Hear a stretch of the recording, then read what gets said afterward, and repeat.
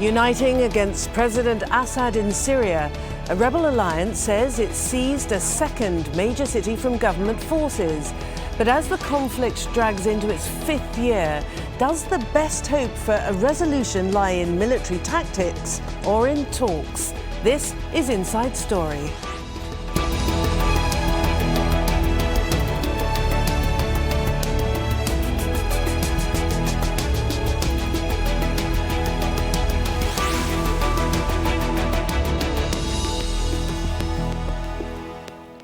Hello and welcome to the programme. I'm Martine Dennis. Now, a loose alliance of rebel groups in Syria is claiming a second significant victory against government forces in less than a month.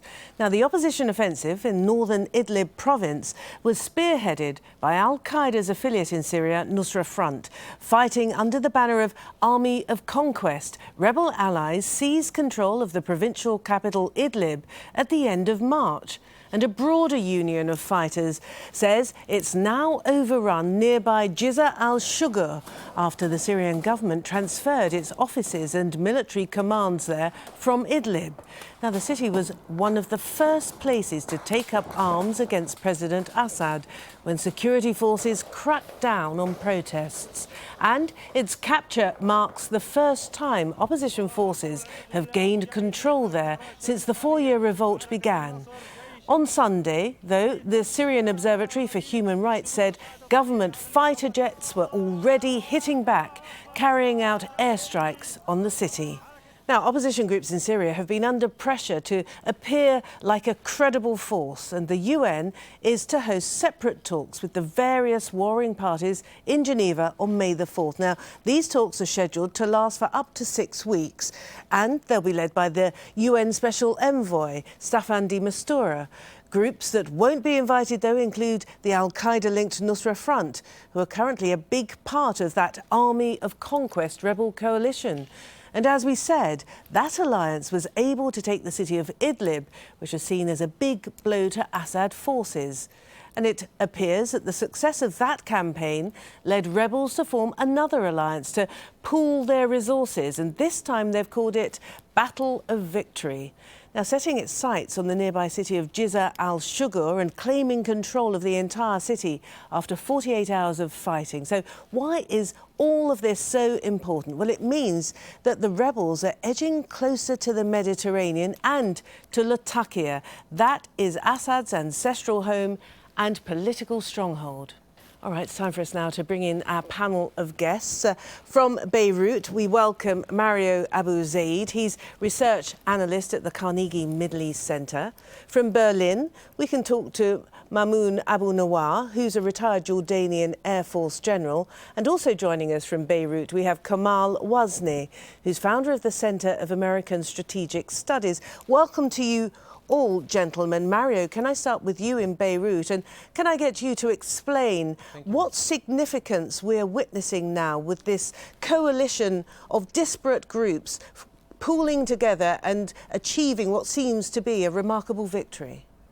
This remarkable victory by a group of Islamist group as well as the remnants of the Free Syrian Army marks a strategic shift inside the Syrian conflict, which is motivated by some kind of a basic agreement between the Kingdom of Saudi Arabia, Qatar and Turkey, which allowed those various groups to unify under the umbrella of the Conquest Army or Jaish al-Fatah, which took the lead in this fight first in Idlib and now in taking control of Jisr al-Shughul. And it is a very symbolic victory because Jisr al-Shughul is a very strategic town that allows the opposition forces to put at fire and at risk the coastal area that is still controlled by the Assad regime. And by merely controlling this area, the coastal area would be very much under the attacks of the opposition army. However, the nature of this coalition, those who are taking part of this coalition would be questioned to a big extent, where we have the Nusra Front, which is the al-Qaeda chapter in Syria, now would have access also to the Mediterranean in case they move further towards the coastal areas and they put at risk the Alawites, especially the Alawite area, which are the heartland of the Assad regime. All right. So all of these things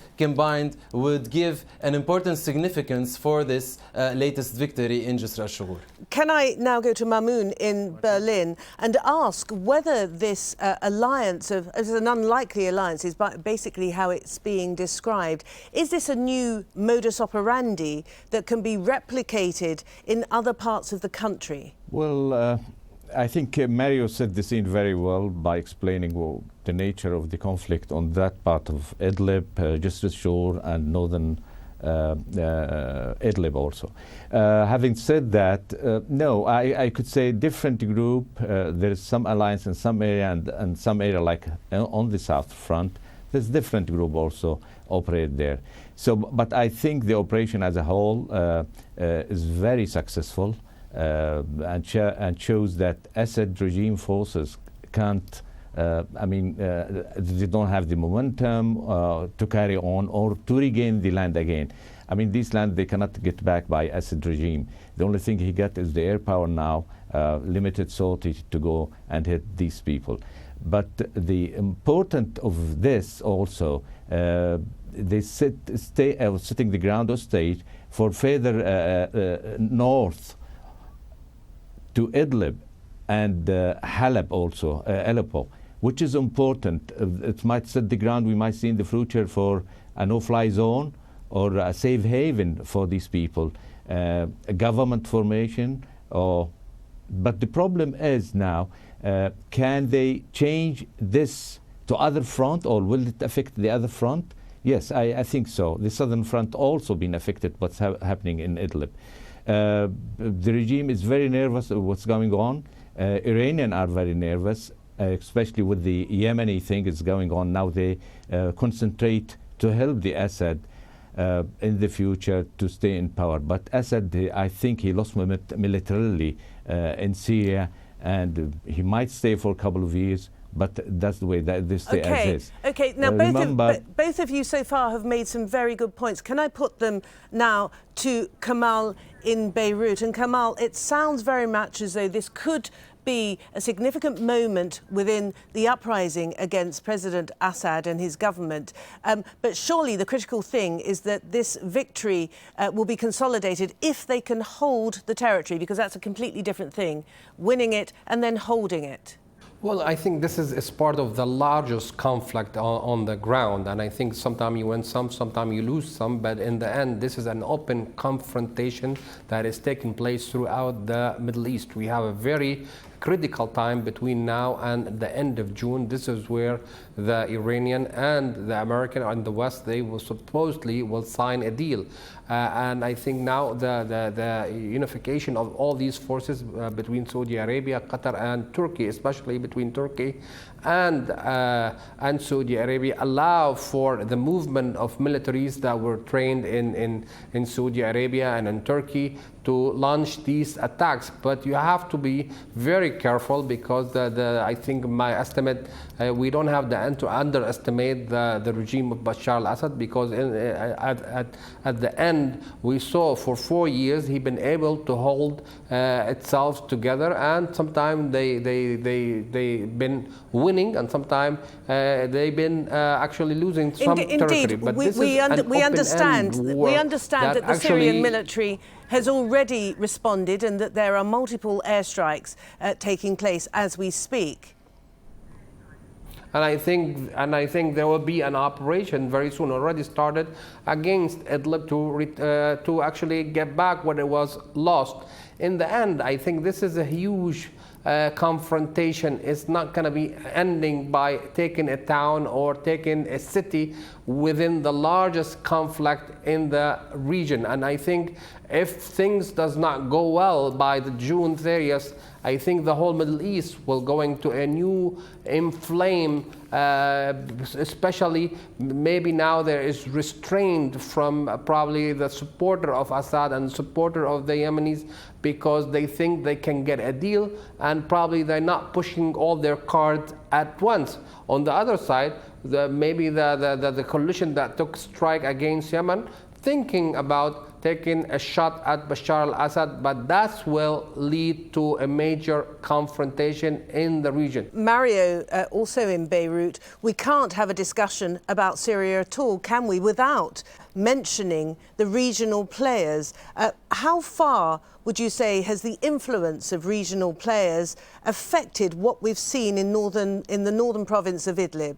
The extent to which all regional players have reached some kind of very basic agreement, especially the Sunnite forces included in the Syrian conflict, is very significant. And I believe this is the turning point inside the Syrian conflict, as starting from the conquest and the taking over of Idlib. And later on, we saw that even less than a month later on, we saw now that they have controlled Jisr al-Shughur. This very important coordination and coalition between the regional sponsors of the local Syrian combat forces and fighters is what is allowing the opposition in general, as well as those Islamic groups, to move further. And we saw how much were significant the setbacks of the regime. It is true that the regime is still being capable of defending itself and is still being capable of fighting and surrendering this tremendous advance. However, the regime has been exhausted after 4 years of the conflict. And nowadays, the important thing, I believe, across the region is after the Yemeni operation, where the Kingdom of Saudi Arabia truly showed its muscles across the region, and it is not willing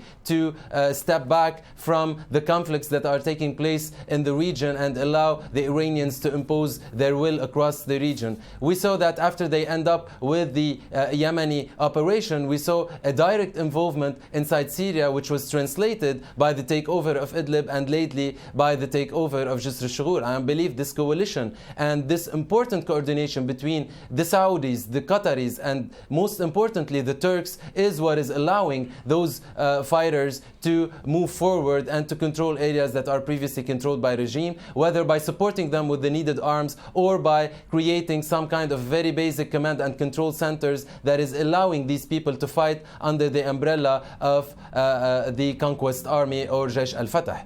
However, the most important thing that I wanted to get back to is the Geneva talks that are planned and that will be including all those who are fighting at the present time. Could I ask you to hold that thought?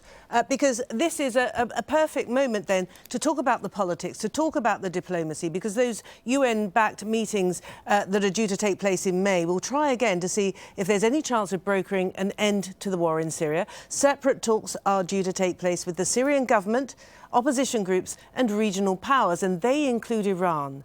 The UN envoy to Syria, Staffan de Mistura, described the upcoming talks as a stress test of the willingness to narrow the gap 3 years after guidelines were agreed on Syria's path to peace and a political transition. And he went on, there's no excuse for us to wait. The immensity of the human suffering obliges us to seek out even the remotest possibility for some type of change. So Staffan de Mistura, the special envoy to Syria, couldn't have got it more right, could he? Now, talking to you, Mamoun, in Berlin, how far would you say is this push on the ground by this rebel opposition coalition really just to strengthen their hand for these upcoming talks? Because as we know, negotiations, you always try to have a strengthened position before the negotiations begin. Yeah, you're absolutely right. It's copy and paste, and the negotiators start, you know, how to share power, etc. But let me say, in a war of attrition, normally, no single battle is decisive for the whole war. So, but having said that, what the rebels did is extraordinary, and I think they have a strong stand now for any future negotiation. They're doing very well in the southern front. They have this buffer zone all around Golan Heights or Quneitra down to the Jordanian border. So the regime have no passage outside, and they could cut the roads from Damascus, Beirut, and Dar es Salaam road from Quneitra down to Judea Tartus down to Damascus. So he's really surrounded, and the whole border are open for the rebels, and they have the flexibility, they have the resources. The regime lacks the manpower to face this. That's why I'm saying militarily he can't get back the whole geography of Syria. It's been already divided, and you got Daesh and you got Nusra. They control 50% of the Syrian land. They are allied with other forces, but what I'm saying also, after post-regime fall, what's going to happen? This is the most dangerous part. Do we see militia fighting all over Syria? Possible. So the West got to work from now about building Syria after the regime fall. Kamal, I don't know. That's a very interesting thought. Can I go to you, Kamal, in Beirut, and ask you more about, because we are talking very much, aren't we, about the influence being brought to bear by the regional players. What role is the US? How does the US feel? It's certainly paid lip service, hasn't it, to supporting moderate elements within the Syrian opposition. What role are they playing at this moment? Well, obviously, they've been given more than lip service. They've been providing logistic support. They've been providing some military advice. They've been training. And actually, they gave training to some of the opposition in Saudi Arabia and Turkey. And I think the statement that came, or that interview that was done by the New York Times, by Thomas Friedman, I think the President of the United States, Obama, indicated that he wanted to see what is taking place against Yemen to take place against Syria. We don't know how much they really meant by that statement, but this shows that we ahead of very, very difficult time between now and the June 30. I think I think maybe the American at this point, they want to weaken the influence of the Iranian players in the region, whether it is in Syria, whether it is in Lebanon, you're referring, in of course, Yemen, even in Iraq. What you're referring to is the proposed deal between the six world powers and Iran over its nuclear program. That seems to be providing the backdrop to everything that's going on in the Middle East at the moment. I think they wanted to cut a deal with the Iranian, but they wanted to cut the influence of the Iranian from the region. That's why they opened all front, and that's why I think the Saudi decided at the last minute to go into a major attack in every direction. They think there is a Iranian influence, and it's we know that there's a huge coordination between all the intelligence on the ground between the Saudis and Turk and Qatar, and with the American and Western intelligence. We know that this is very critical time, and I think probably if things push too much, probably we hit a very red zone. Nobody wanted to take place at this point. At this point, the conflict is very close to where probably you're going to see the Iranian face to face with the Saudis in the conflict in Yemen and throughout the region. And this is where I think that there was some direct talk between the Iranian foreign minister and the American about how to slow down this huge confrontation. But the rhetoric that I'm reading from Tehran is very high, and that's probably they know what is taking place, and the Iranian probably do not want to see their influence wind down in the region, and they probably want to be there to support the regime of Bashar al-Assad as they promised from the beginning, and to actually protect their interest in the region. Now, Kamal paints a very bleak picture indeed of a possible confrontation, direct confrontation between the two major powers in the region, Saudi Arabia and Iran. And Mario, I wanted to ask you then, will this add impetus, any impetus on the diplomatic front for these talks, particularly taking place on May the 4th in Geneva?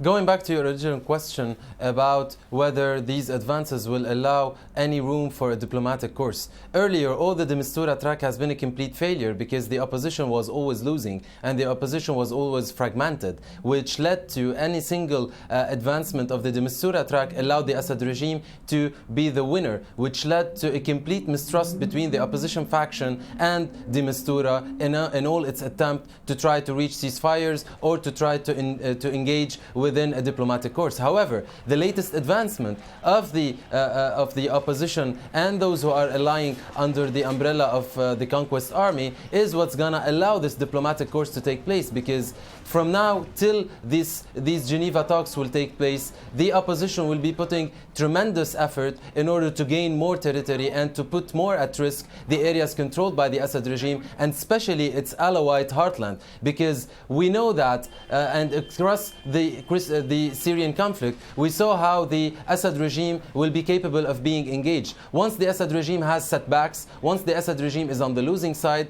it comes to the table and is willing to negotiate in a way that could guarantee some kind of a balance within this conflict. And these advancements, that is why I'm mentioning how important these advancements are, even though it is not final, or it's not like that the opposition has a complete victory over the Assad regime. This is not what we are talking about. What we are talking about is this significant and symbolic victory in less than a month within Idlib and within Jisr al-Shughur, which put at risk the coastal Alawite heartland controlled by the regime, which will be enforcing the regime to sit on the table of negotiations. However, there is a critical question that's going to be addressed for the international community and the de Mistura track, as well as the Geneva talks. Would the international community be ready to engage with Al-Qaeda affiliate in Syria, which is the Nusra Front that is nowadays fighting under the ranks of the Army of Conquest?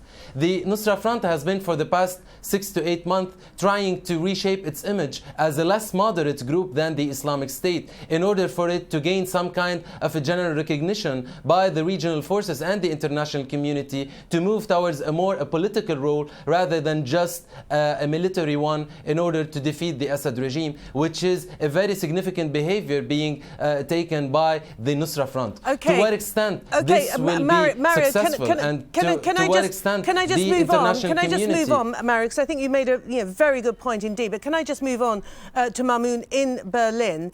And given that we seem to be at a very significant moment in the fighting on the ground, how far do you think the question of whether President Assad is part of any future situation, any future peace within Syria, how far is that still the core issue? Because this has been the dividing line within the opposition, hasn't it, up until now?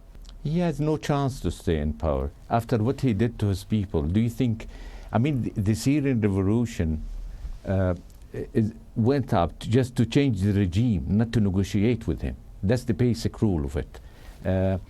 Also, what the rebels is doing now is not only symbolic, it is a tactical defeat for him.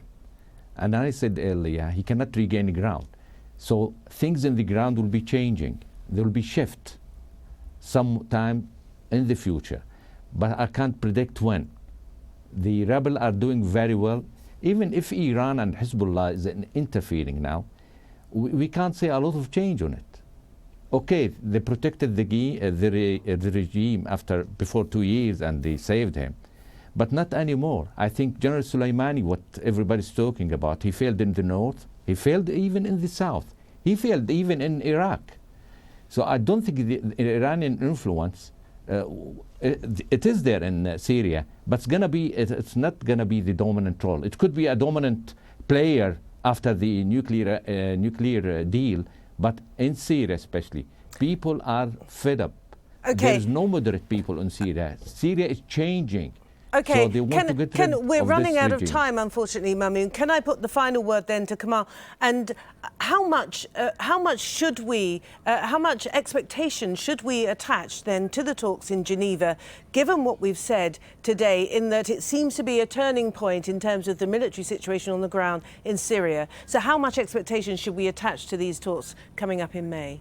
I think talks is always good, but I don't think we put a lot of weight on those expectations, especially in light of what is taking place at the larger conflict in the region. Probably this conflict, whether in Syria, whether it's Yemen, it's going to be very long battle, and it's not going to finish even with that deal if struck with the Iranian. I think there is a huge confrontation. I'm sorry I had to be very bleak and pessimistic about the region, but what we saw for the past 4 years, dust and destruction, and no diplomacy at all. I think these battles that is taking place here and there will continue. Okay. There's some ground gonna be won and some grounds gonna be lost. Kamal, I have to end it there, I'm afraid. Thank you very much indeed. Kamal Wasner, founder of Center of American Strategic Studies in Beirut. Mamoun Abu Nawar, retired Jordanian Air Force General in Berlin. And Mario Abu Zaid, talking to us from Beirut. Thank you all, gentlemen, very much indeed for a very interesting conversation. Thank you. And of course, as ever, thank you for joining us on this edition of Inside Story. Now, we'd really like to hear what you think of the situation in Syria, what you think of our conversation today. You can get in touch with us on our programme page at aljazeera.com. Post your comments at facebook.com/AJ Inside Story, or you can always tweet us. Go to @AJ Inside Story. I'm Martine Dennis, and from the whole Inside Story team, it's bye for now.